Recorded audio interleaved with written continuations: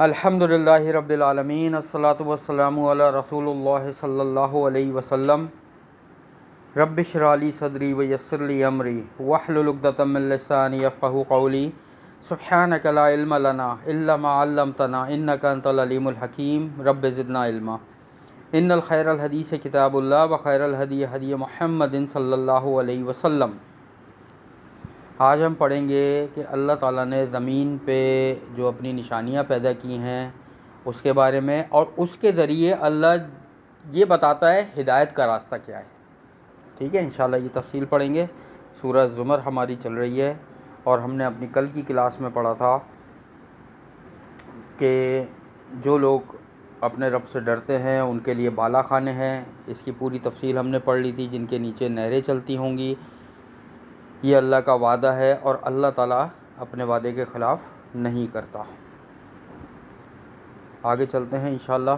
اعوذ باللہ السمیع العلیم من الشیطان الرجیم من ہمزہ ونفخہ ونفثہ۔ ألم تر أن الله أنزل من السماء ماء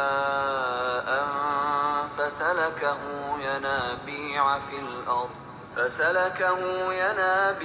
في الأرض ثم يخرج به زرعا مختلفا ألوانه ثم يهيج فتراه مصفرا ثم يجعله حطاما إن في ذلك لذكرى لأولي الألباب۔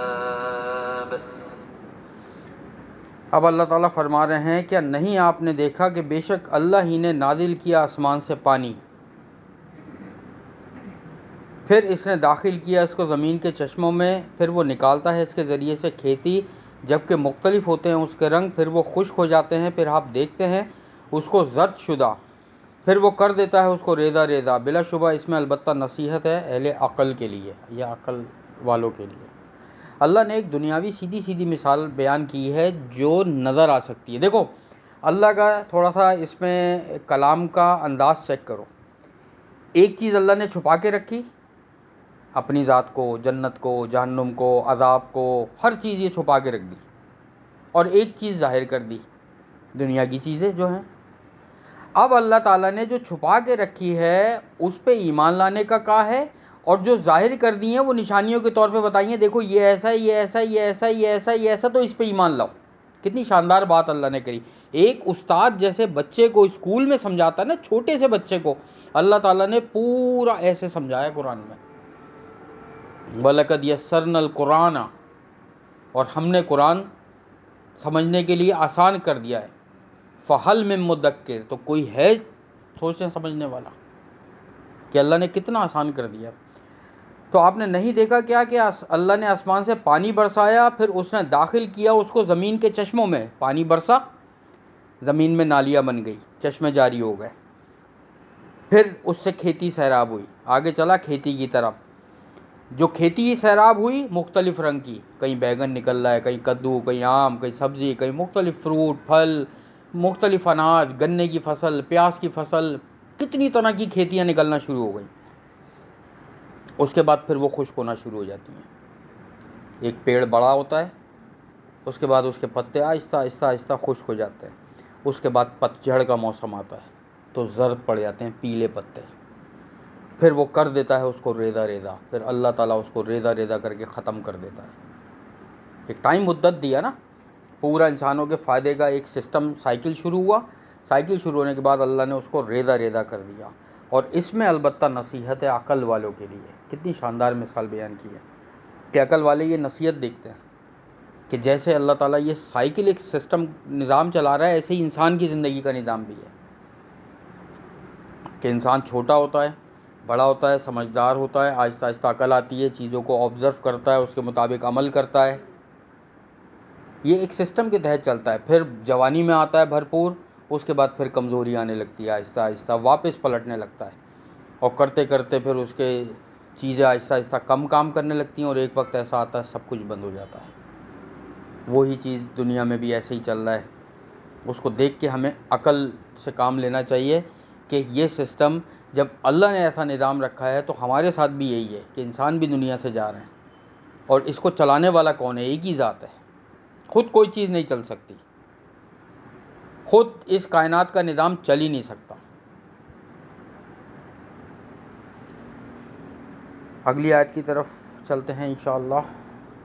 أفمن شرح الله صدره للإسلام فهو على نور من ربه فويل للقاسية قلوبهم من ذكر الله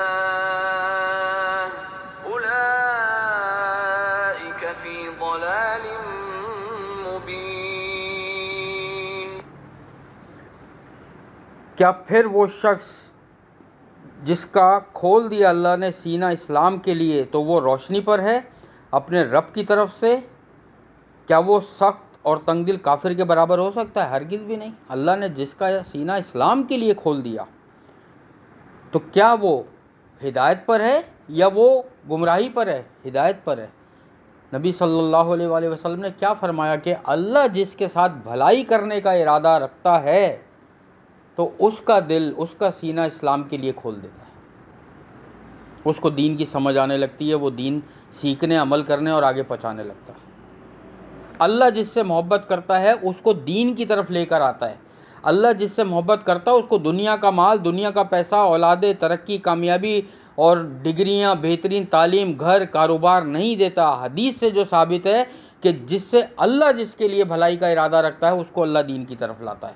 ہم اپنی سائیکو چینج کریں نفسیات کو، کہ اگر ہمیں بڑی بڑی ڈگریاں مل رہی ہیں، گاڑیاں مل رہی ہیں، ترقیاں مل رہی ہیں، کاروبار چمک رہے ہیں، ایک گھر دوسرا گھر، کراکری، کچن، فلاں ڈمکا، کارپیٹ، پردے، ڈریسنگ، آؤٹنگ، شاپنگ اور بہترین ٹور ورلڈ، یہ سب مل رہا ہے، یہ بالکل بھی اس بات کی علامت ہے ہی نہیں کہ اللہ راضی ہے. اللہ کے رضامندی کی علامت یہ ہے کہ آپ دین کتنا سیکھ رہے ہو اور اس پہ عمل کر رہے ہو، آپ کا دل کتنا اسلام کے لیے اللہ نے کھول دیا ہے. یہ ہمیں حدیث سے پتہ لگتا ہے. تو ہلاکت ہے ان کے لیے سخت ہیں جن کے دل اللہ کی یاد سے، یہی لوگ صریح گمراہی میں، اور جن کے دل سخت ہو گئے اللہ کی یاد سے وہ گمراہی میں. قلوبنا غلف، کہ ان کے اندر بات داخل نہیں ہوتی. پڑھ چکے ہم پہلے پارے میں کہ سوچتے سمجھتے نہیں ہیں. پڑھا ہے نا، کچھ لوگ تو ایسے ہیں. کیا ہوتا تھا صحابہ کرام جو وہ کرتے تھے؟ چلو وہ اس کی مزید تفصیل اگلی آیت میں چلتے ہیں کہ اللہ کی یاد، اللہ کا ذکر اور دل، یہ بات چل رہی ہے نا، اس کی مزید تفصیل اگلی آیت میں آئے گی. ایک آیت اور لے لیتے ہیں انشاءاللہ. اللہ نزل احسن الحدیث کتابا متشابها مثانیہ تقشعر منه جلود الذین یخشون ربهم ثم تلین جلودهم وقلوبهم إلى ذکر اللہ ذلك هدى اللہ يهدی به من يشاء ومن يضلل اللہ فما له من هاد. اب اللہ تعالیٰ فرما رہے ہیں اللہ نے نازل کی بہترین بات، یعنی کہ کتاب، اللہ کا کلام، باہم ملتی جلتی ہیں، بار بار دہرائی ہوئی. کیا ملتی جلتی ہیں؟ اللہ نے اپنا کلام نازل کیا اور ملتی جلتی ہیں، بار بار دہرائی جانے والی آیتیں. ملتی جلتی آیتیں آ رہی ہوتی ہیں نا، پڑھ چکے ہوتے ہیں، پھر کچھ صفحے بعد وہ آیت آ رہی ہوتی ہے، پھر کچھ صفحے بعد ملتی جلتی اور بار بار دہرائی جانے والی. یہاں مسانی کا لفظ ہے، سبع مسانی سورہ الفاتحہ کو بھی کہتے ہیں کہ بار بار دہرائی جانے والی. کیسے؟ ہر نماز میں پڑھتے ہیں، یہ حدیث سے ثابت ہے. ٹھیک ہے. کانپ اٹھتی ہیں اس سے جلدیں ان لوگوں کی جو ڈرتے ہیں اپنے رب سے، پھر نرم ہو جاتی ہیں ان کی جلدیں اور ان کے دل اللہ کی یاد کی طرف. جب قرآن پڑھا جاتا ہے تو ان کی جلدیں کانپنے لگتی ہیں. صحابہ کرام جو تھے ان کا کیا ہوتا تھا کہ جب قرآن پڑھا جاتا تھا تو ان کے آنسو جاری ہو جایا کرتے تھے. سیدنا عبداللہ بن زبیر رضی اللہ عنہ نے اپنی والدہ سیدہ اسما بنت ابی بکر رضی اللہ عنہ سے پوچھا کہ جب قرآن پڑھا جاتا تو نبی صلی اللہ علیہ وسلم کے صحابہ کا کیا حال ہوتا تھا؟ وہ کہنے لگیں کہ ان کی آنکھوں میں آنسو آ جاتے تھے اور بدن پر رونگٹے کھڑے ہو جاتے تھے. عبداللہ بن زبیر رضی اللہ تعالیٰ عنہ فرمانے لگے کہ ہمارے زمانے میں تو بعض لوگ ایسے ہیں کہ قرآن سننے سے ان کو غش آ جاتا ہے۔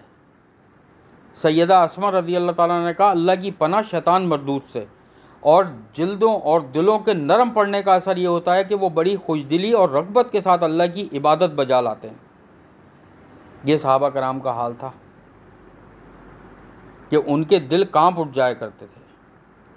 سیدنا عبداللہ کہنے لگے ہم بھی اللہ سے ڈرتے ہیں مگر کرتے نہیں، اور ایسے لوگوں کے پیٹ میں شیطان ہوتا ہے۔ ڈرتا ہر کوئی ہے لیکن کرتے نہیں ہیں اصل میں بات، تو ایسے لوگوں کے پیٹ میں شیطان ہوتا ہے۔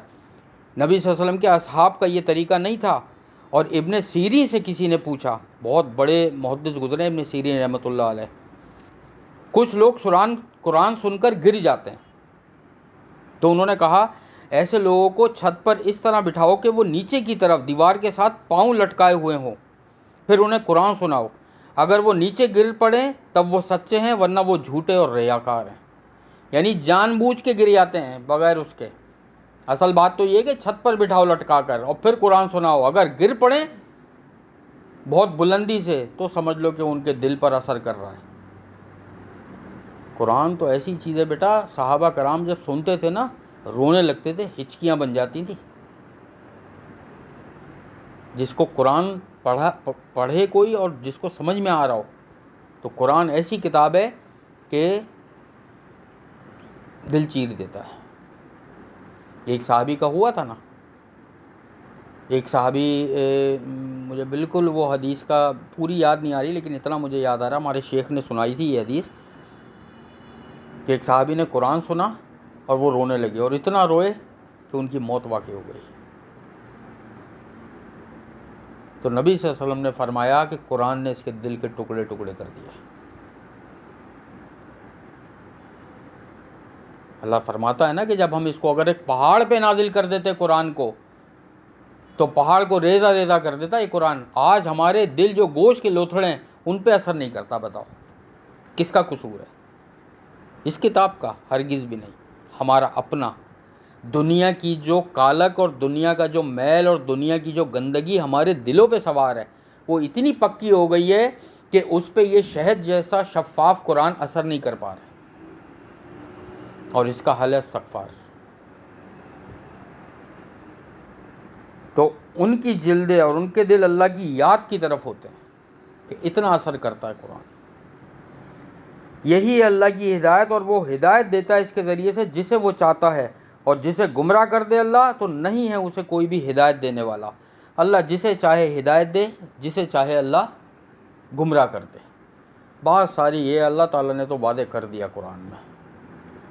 اب قرآن کو کوئی کیسے لیتا ہے کسی کے نزدیک سے، وہ یہ تلاوت ہے جو چل رہی ہے بس، اور کسی کے دل کے ٹکڑے ٹکڑے ہو جاتے ہیں قرآن سن کر۔